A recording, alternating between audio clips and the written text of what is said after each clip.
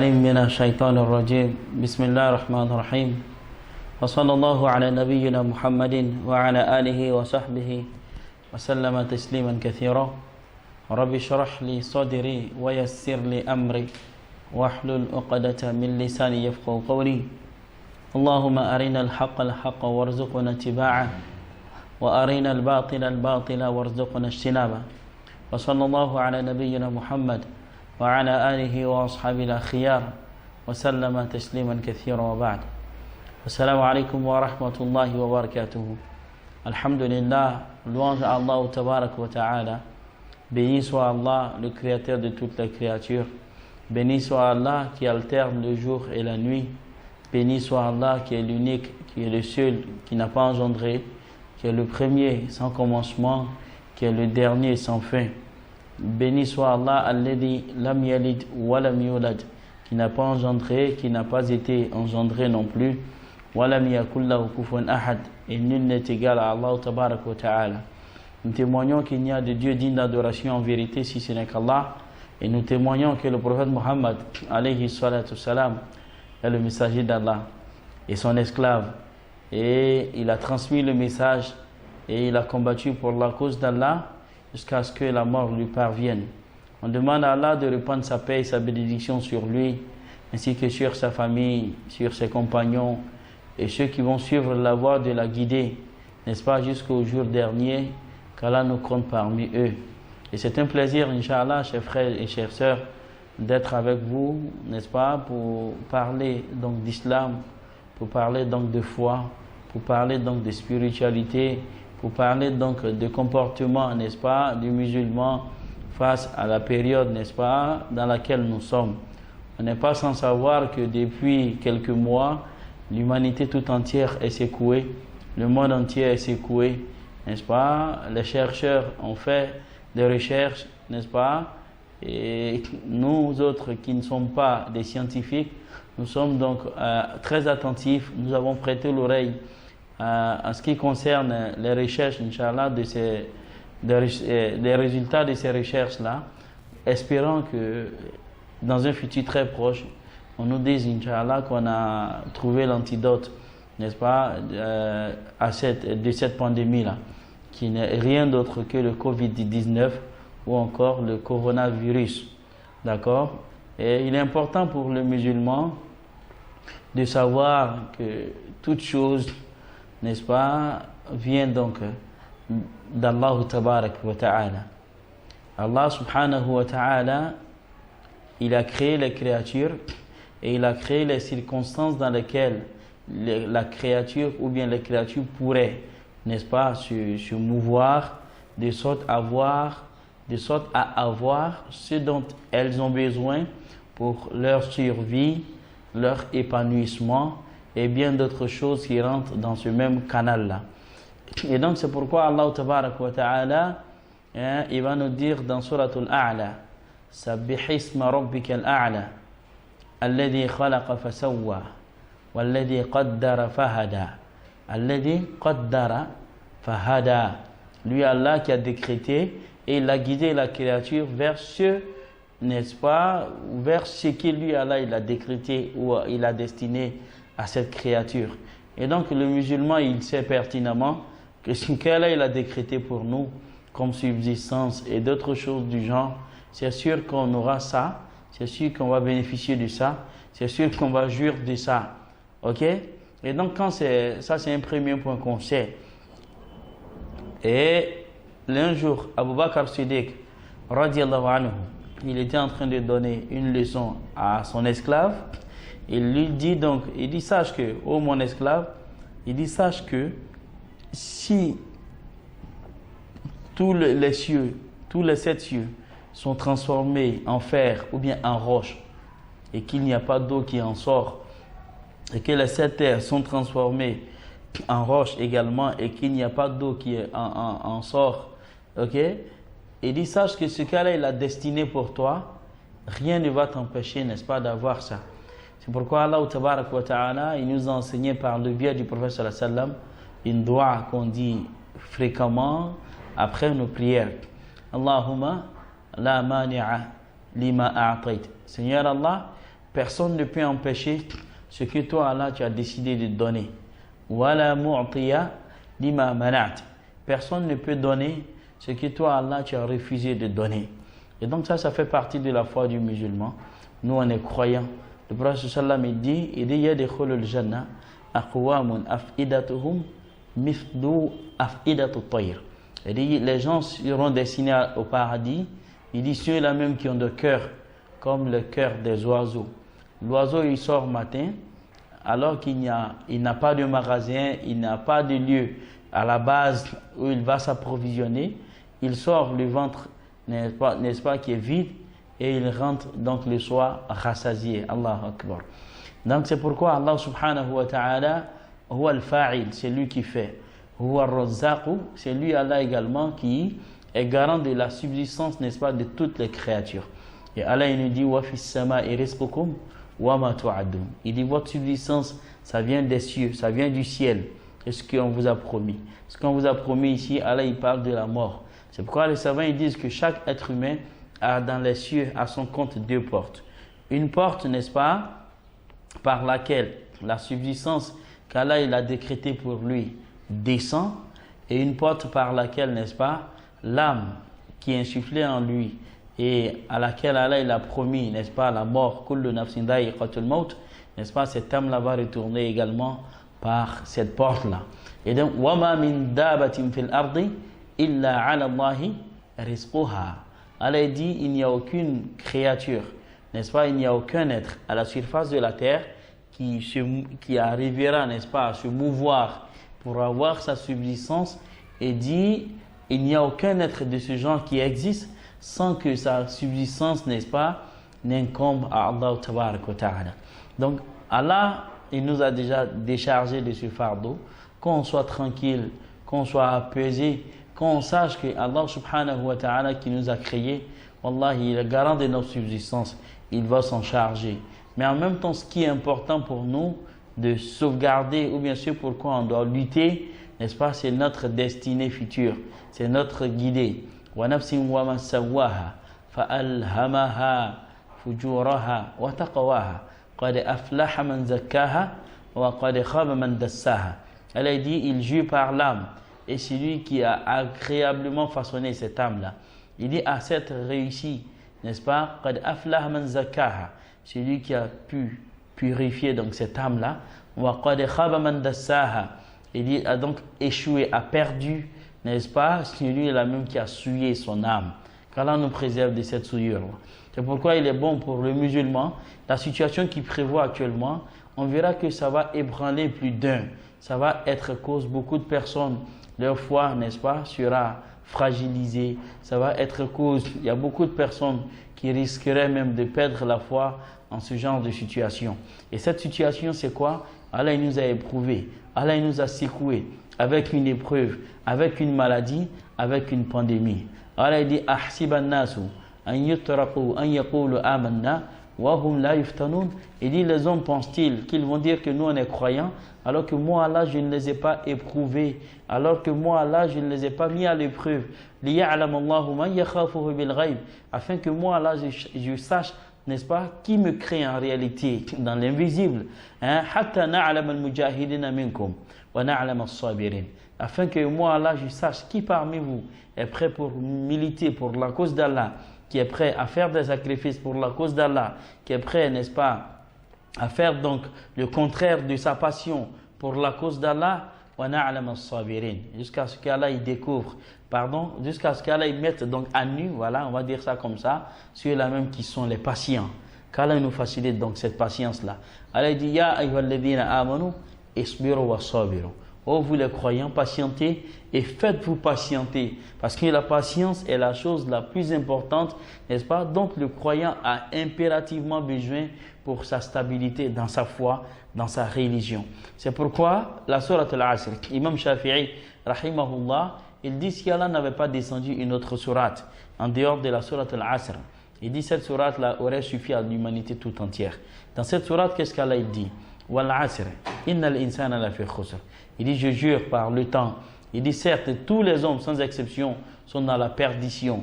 illa alladhina amanu, sauf ceux qui ont eu la foi, sauf ceux qui sont croyants, wa amilu salihat. Et en plus de leur croyance là, ils font des bonnes actions, wa tawasaw bil haqqi. Ils s'enjoignent mutuellement la vérité, wa tawasaw bis sabr. Ils s'enjoignent mutuellement à la patience. N'est-ce pas? La patience est une qualité dont le croyant a impérativement besoin pour pouvoir être stable dans sa religion. Allah dit wazilzilu hatta yaqul ar-rasul walladhina amanu ma'ahu mata nasrullah. Il dit je les ai ébranlés, n'est-ce pas? Je les ai secoués. Il parle donc des compagnons du prophète sallallahu alayhi wa sallam. Allah dit wazilzilu, je les ai secoués, ainsi que le prophète lui-même sallallahu alayhi wa sallam. Hatta yaqul ar-rasul, jusqu'à ce que le messager lui-même il dise mata nasrullah, quand est-ce que l'aide d'Allah viendra à nous? Elle dit ala inna nasrallahi qarib. Certes, l'aide d'Allah est très proche. Certes, l'aide d'Allah est déjà proche de vous. Donc c'est à nous, Inch'Allah, en tant que musulmans, d'être préparés à ça. On dit un homme averti en vaut deux. Donc dans la foi du musulman, on est préparé plus ou moins à cela. C'est pourquoi Ali ibn Abi Talib, radiallahu anhu, il nous dit que la foi, astaghfirullah, il nous dit que la patience, c'est à 3 niveaux. Il dit la première chose, c'est as-sabr, yani ala ta'atillah. Il dit c'est de patienter sur l'adoration d'Allah. Il dit deuxièmement as-sabr, yani fi tark ma'siyatillah. Le fait de patienter en délaissant ce qu'Allah il a interdit. Et le troisième aspect, il dit c'est de patienter quand l'épreuve vient d'Allah tabarak wa ta'ala. Et donc je pense que c'est à ça qu'on est tous confrontés. On est tous confrontés. Des fois, on perd la patience. Des fois, on est perturbé. On ne sait pas où est-ce qu'on va s'orienter. Mais en même temps, quand le musulman, quand le croyant, il est confus, qu'est-ce qu'il fait? Il se dirige encore vers Allah. Natawaja ilallah, fafirru ilallah. Allah, il dit courez donc, venez vers Allah subhanahu wa ta'ala. Et donc, le fait de courir pour venir vers Allah, c'est quoi? C'est le fait, n'est-ce pas, de répondre à l'appel d'Allah tabarak wa ta'ala. Elle dit ya ayyuhalladhina amanu istajibu lillahi wa lirrasul idha da'akum lima yuhyikum. Il dit ô vous les croyants, répondez à l'appel d'Allah et à l'appel de son messager quand il vous appelle vers ce qui va vous redonner la vie. La vie dont Allah il parle ici, c'est la vie spirituelle, c'est l'amour des bonnes actions, c'est d'avoir un dédain, n'est-ce pas, pour les mauvaises actions, pour le péché, d'être amoureux, d'être amateur, n'est-ce pas, de tout ce qui concerne l'obéissance aux ordres d'Allah, et en même temps d'avoir une aversion, n'est-ce pas, envers tout ce qui est désobéissance donc aux ordres d'Allah tabarak wa ta'ala. Et donc qu'est-ce qui s'est passé? Le constat il est alarmant. L'humanité tout entière, n'est-ce pas, les hommes religieux, d'accord, ainsi que les guides religieux, ainsi que les fidèles dans nos différentes mosquées, les membres simples de la communauté, on est presque tous fautifs, n'est-ce pas, à commencer par les autorités politiques, les autorités religieuses, n'est-ce pas, les citoyens lambda que nous sommes dans la société, on est presque tous concernés quand il s'agit donc des désobéissances aux ordres d'Allah tabarak wa ta'ala. Dans notre monde actuel, qu'est-ce qu'on ne voit pas? À quoi est-ce qu'on n'assistait pas? On est dans un monde, n'est-ce pas, qui est rempli de débauches, qui est rempli de dépravation, de mœurs, où on voit l'homosexualité, n'est-ce pas, qui ne fait que s'agrandir, où on voit que le mariage, n'est-ce pas, entre deux hommes de même sexe, c'est de plus en plus encouragé, c'est de plus en plus admis dans nos sociétés. Quand on voit que dans nos sociétés, on est plus ou moins contre, n'est-ce pas, la polygamie, pendant qu'on est en train d'encourager, donc, n'est-ce pas, ce qu'on va appeler peut-être la polyandrie, c'est-à-dire une seule femme, elle sort avec beaucoup d'hommes et plusieurs hommes. Pendant ce temps-là, on est en train de lutter, n'est-ce pas, contre la polygamie. Et dans nos sociétés, quand on voit que les donneurs de leçons de morale, ceux qui sont censés enseigner la morale, ceux-là même sont dépourvus de toute morale. Quand on voit dans nos sociétés que l'éducateur qui est censé éduquer nos enfants, c'est celui-là même qui s'adonne à des actes de vandalisme, n'est-ce pas, vis-à-vis des actes de dépravation sexuelle, n'est-ce pas, avec nos enfants. Quand on regarde le milieu scolaire, qui est le milieu de l'éducation nationale, qui est l'un des milieux, n'est-ce pas, au sein desquels il y a plus de grossesse indésirée.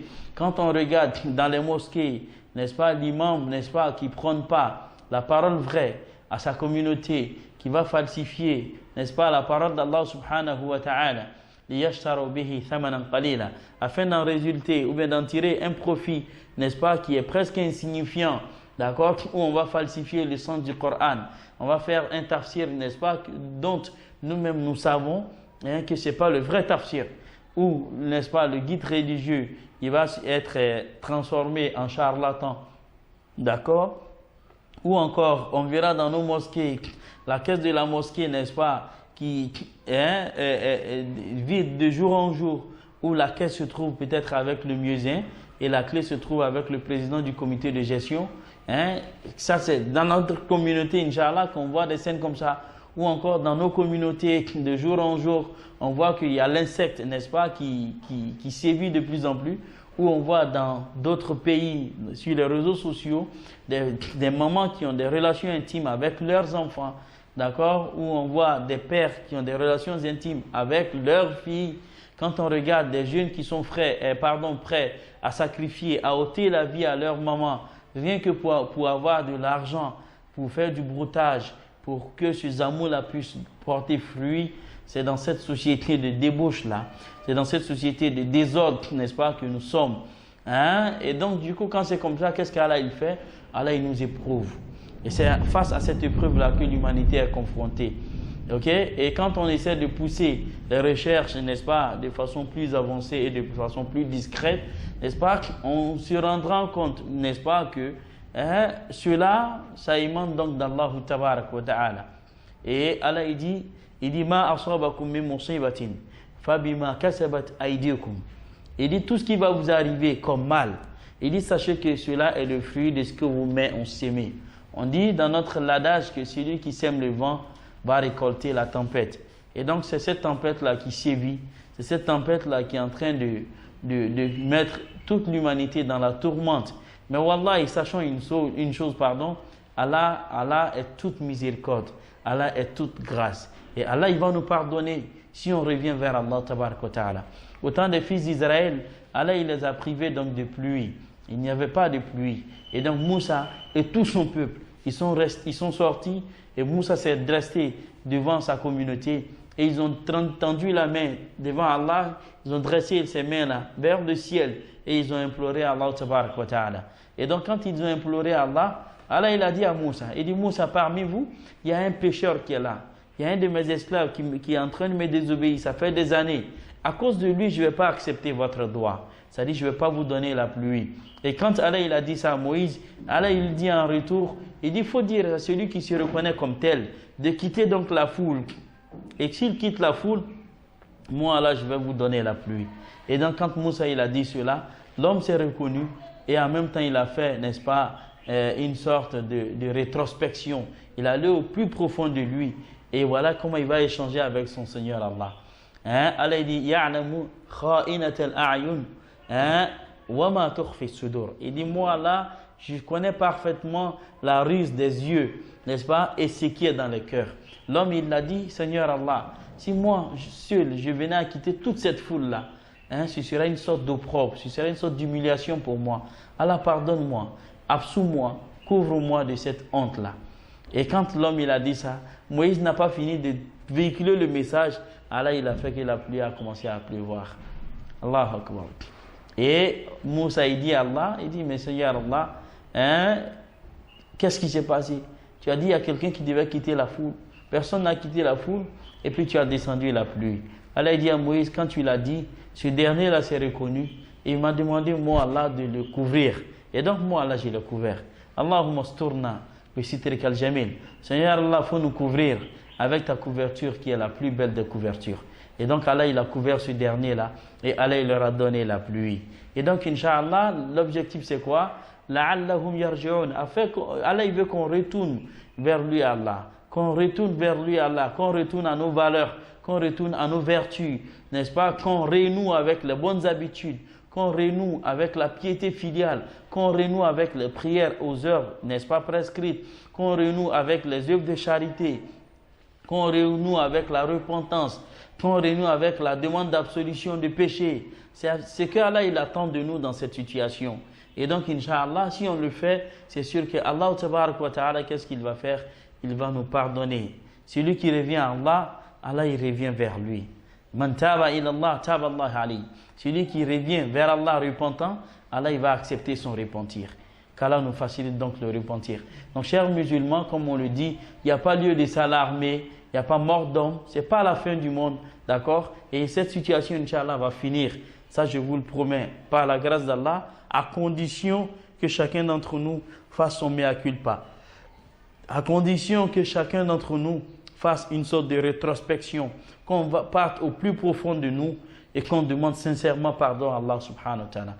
N'est-ce pas? Qu'on se ressaisisse, n'est-ce pas? Qu'on renoue avec les bonnes habitudes, qu'on réapprenne, n'est-ce pas, le vivre ensemble, qu'on réapprenne les béabas de l'éducation, comme cela nous a été légué par les générations, n'est-ce pas, antérieures.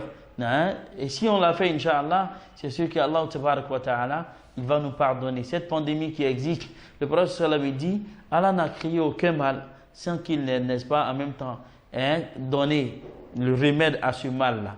Donc c'est sûr et certain que ce virus qui existe, qui est le Covid-19, c'est une créature d'Allah subhanahu wa ta'ala.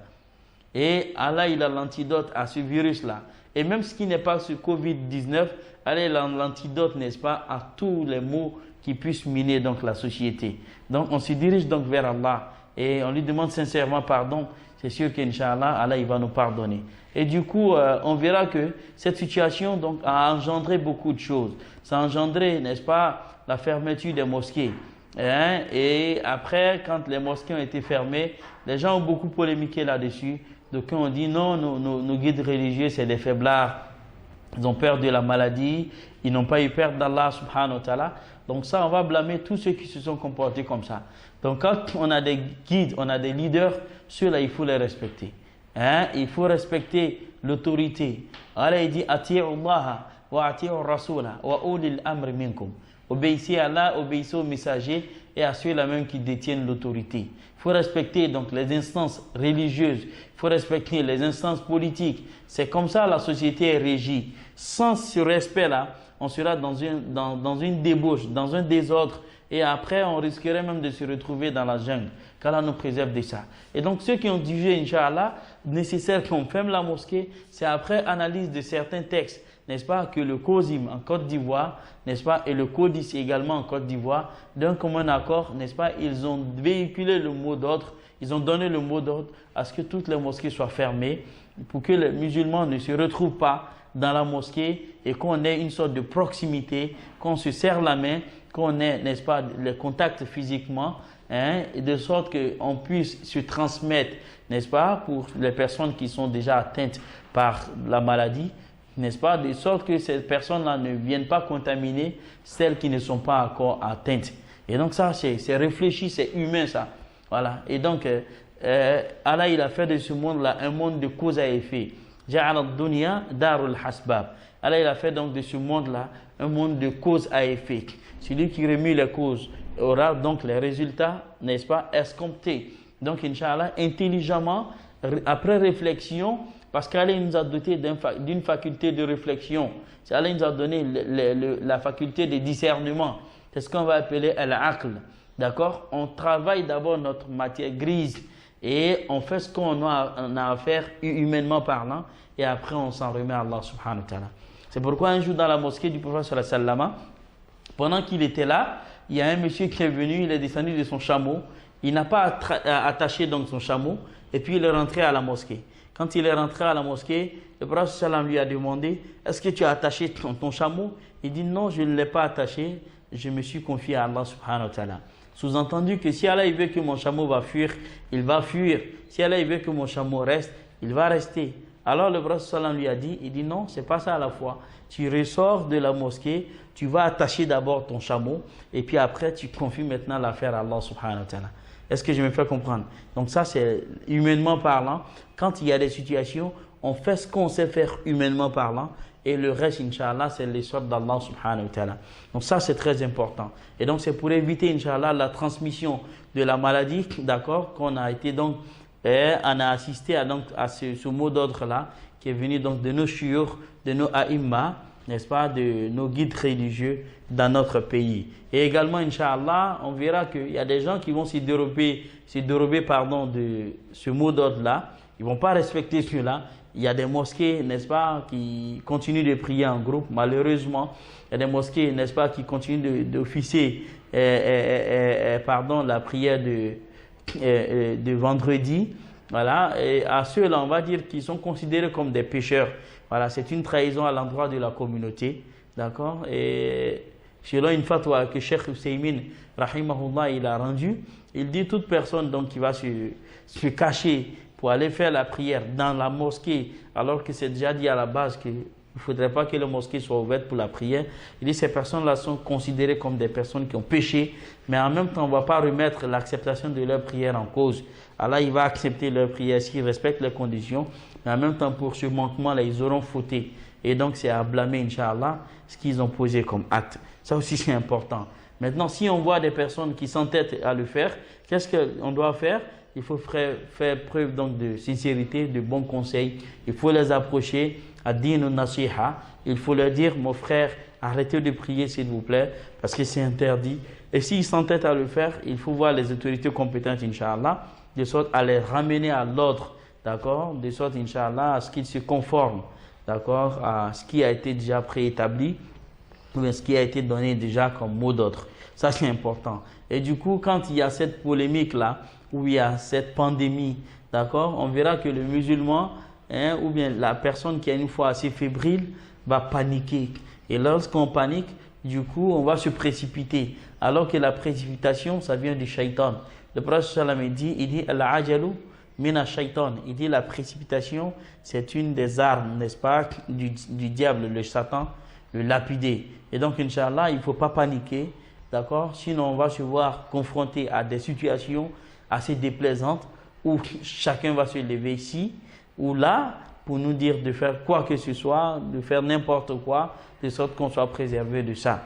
Voilà, donc on a entendu, n'est-ce pas, des gens, des frères qui ont dit avoir rêvé au professeur Sallama, qui nous auraient parlé donc des cheveux ou bien de poils qui se retrouveraient donc dans le Coran. Voilà, donc on a fait plusieurs interventions là-dessus pour dire que c'était une ruse du diable. Voilà, rêver donc au prophète Sallama, ça sous-entend deux grands points. Le premier grand point, c'est que celui qui a rêvé au prophète Sallama, il faudrait que celui qui l'a vu en rêve là, il faudrait que la description donc corresponde à la description qui est donnée donc du prophète Sallam. Quelqu'un peut prétendre avoir rêvé au prophète Sallam alors que c'est pas à lui qu'il a rêvé. Par exemple, quelqu'un il te dit qu'il a rêvé la veille au prophète Sallam et il te dit que celui qui était dans son rêve comme étant le prophète Sallam, c'était un homme noir, c'était un Africain. On te dira que non, celui que tu as vu, c'est pas le prophète alayhi salatu wassalam. Parce qu'il n'était pas africain, on le sait pertinemment. Il avait donc la peau blanche, c'était un arabe. Est-ce que je me fais comprendre? Donc le hadith donc, qui parle donc du fait de rêver au prophète sallallahu alayhi wa sallam, le hadith il est assez clair. Il dit, celui qui a rêvé à moi, n'est-ce pas, c'est que c'est moi qui l'a vu, car le diable ne peut pas prendre mon visage. C'est-à-dire que quand tu rêves au prophète sallallahu alayhi wa sallam, la description que tu donnes de lui doit correspondre à la description qui est connue de tous de lui dans les livres. Et quand cette description-là correspond, on va dire donc c'est ce que tu as fait comme rêve, donc ce sera pris donc en considération. Ça c'est un premier aspect. Et le deuxième aspect donc, c'est que quand tu rêves au prophète sallallahu alayhi wa sallam, ce rêve-là ne peut aucunement, n'est-ce pas, venir compromettre ou bien annuler les principes religieux déjà préétablis. Parce que Allah Tabarak wa Ta'ala il dit, lors du pèlerinage de l'adieu, Allah dit au prophète sallallahu alayhi wa sallam, il dit Al-yawma akmaltu lakum dinakum. Il dit en ce jour-là, c'était un vendredi, il dit en ce jour-là, j'ai complété pour vous votre religion.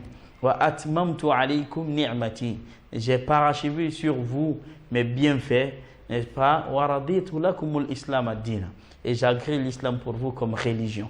Donc, Sharia, il ne va pas avoir de nouvelles législations que le prophète sallam viendra donc te transmettre, d'accord, en rêve, qui viendra donc compromettre les principes déjà préétablis. Et donc le musulman, la façon de se soigner nous est enseignée, nous est déjà donnée. Donc le musulman peut se soigner à travers les plantes qu'on a, Le musulman peut se soigner à travers la ruqya, par exemple, la médecine prophétique, c'est-à-dire quoi, par exemple, réciter le Coran, une partie du Coran sur de l'eau, ou bien quelque chose de propre, de normal, et puis boire de cette eau-là, bien se laver avec cette eau, ou bien écrire carrément le Coran tel qu'il a été révélé, boire de cette eau et se laver avec ça, ça également c'est admis. Et tout comme également ce qu'on va appeler la biochimie, voilà, où on va prendre les propriétés, n'est-ce pas, de chaque créature qui compose la nature, et puis ces choses-là, on va les associer de sorte à pouvoir atteindre un objectif. C'est également sur ça, d'ailleurs sur ça que la médecine est basée, sur la biochimie pour pouvoir produire les médicaments et d'autres choses du genre. Voilà quelques méthodes, Inch'Allah, que le musulman il a de façon halal, de façon licite pour pouvoir se soigner. Mais par contre, n'est-ce pas, parler du poil de cheveux qui se retrouverait dans le Coran, c'est comme si le Coran allait donner, n'est-ce pas, à ce poil-là une force, n'est-ce pas, une force spirituelle, et puis ça va être cause pour soigner. Voilà. Et du coup, le Coran n'est pas utilisé à ce genre de fin-là. Voilà. C'est pas que quand il y a le Coran dans ta maison, le Coran physiquement, ça va te protéger dans ta maison. Non, ça rentre pas dans la croyance du musulman. Voilà, c'est pas mettre un mushaf, une feuille de Ayatul Kursi, n'est-ce pas, dans ta maison, dire que ça va te protéger contre les sorciers. C'est pas de ça qu'il est question. Voilà, c'est plutôt lire, réciter Ayatul Kursi toi-même, les matins et les soirs, c'est ce qui va te protéger. Mais c'est pas mettre la feuille, n'est-ce pas, dans la maison, pensant que ça va te protéger donc des esprits maléfiques. Donc c'est pas de cette façon, il faut comprendre notre approche, n'est-ce pas, vis-à-vis du Coran. Voilà, donc le Coran n'a pas été révélé pour être ce genre de choses. Même quelqu'un qui prend le Coran, une feuille du Coran, et puis il plie, il met dans une peau et puis il l'attache, automatiquement, quand bien même c'est le Coran, ça c'est pas admis, c'est pas accepté islamiquement parlant. Donc voici des choses, Inch'Allah, dont le musulman devrait se méfier, parce que le prophète sallam dit, Allah n'a pas mis la guérison de la communauté dans ce que lui, Allah, il a interdit à cette communauté-là. D'accord? Donc on a entendu déjà également autoriser la consommation de la boisson alcoolisée. Voilà, d'autres ont parlé de Guinness, d'autres ont parlé de Koutoukou, que ce serait donc des remèdes contre le coronavirus. C'est archi faux parce que c'est des boissons enivrantes et donc ça c'est haram, d'accord, pour le musulman, d'accord, et ça c'est très important, Inch'Allah, pour nous de savoir. Et on ne va pas nous dire également de faire des sacrifices de 15 francs sous prétexte que ça va nous protéger, Inch'Allah, durant toute une année. Ça aussi, c'est archi faux.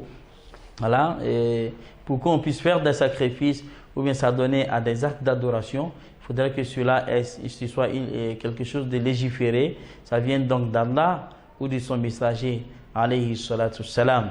Ou bien encore, Inch'Allah, nos savants, après analyse des textes, n'est-ce pas, nous disent de faire ci ou ça. En ce moment, Inch'Allah, on va s'adonner à ce genre de pratique-là.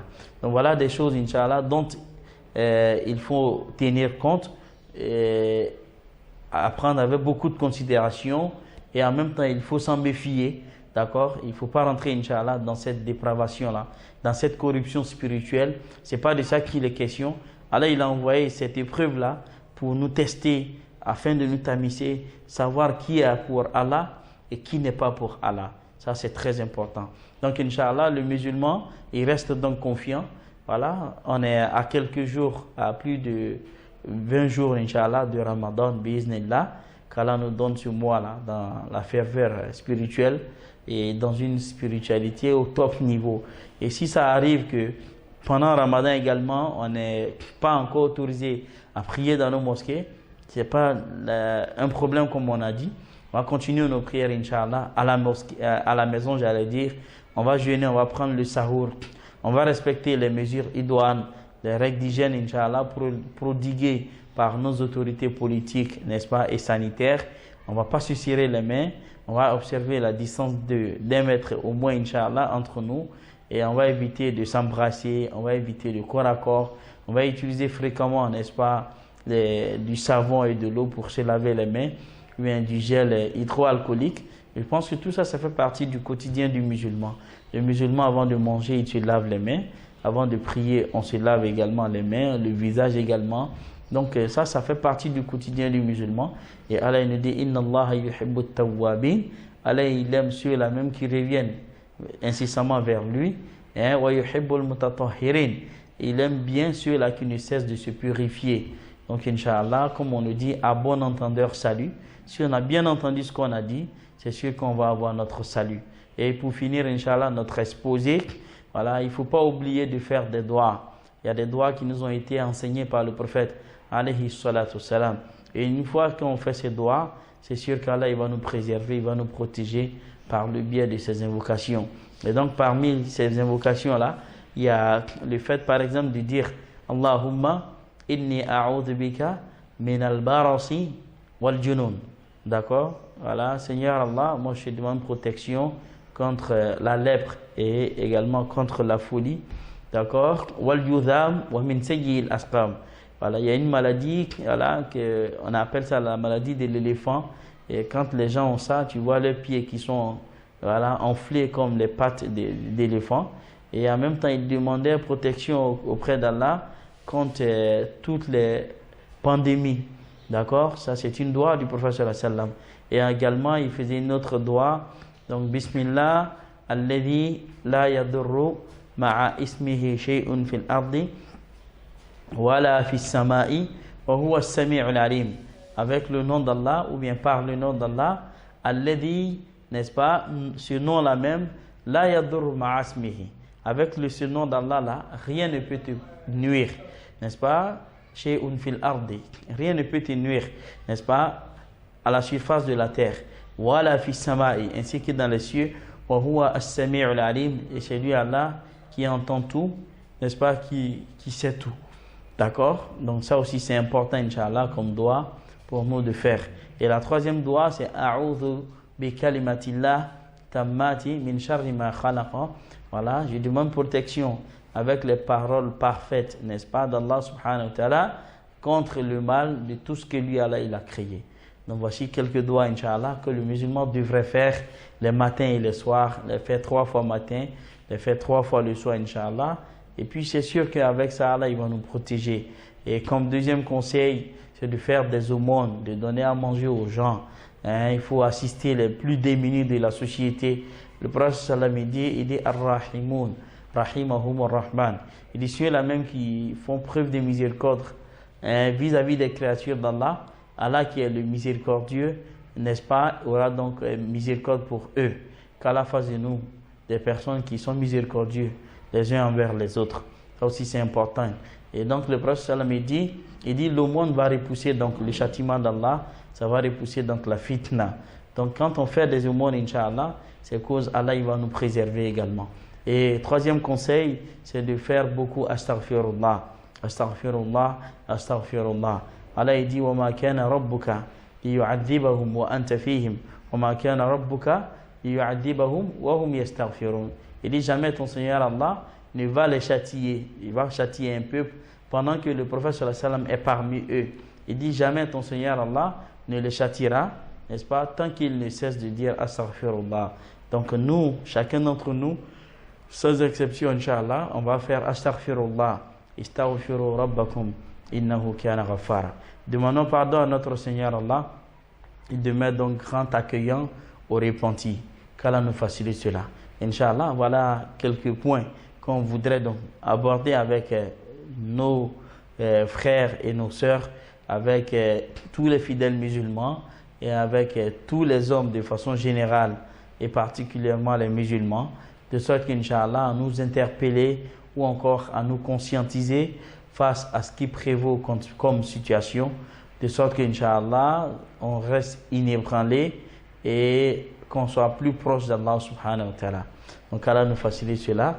Astaghfirullah li wa lakum wa li sa'iril muslimina min kulli dhanbin fastaghfiruhu innahu huwal ghafurur rahim. Wassalamu alaikum wa rahmatullahi wa barakatuh.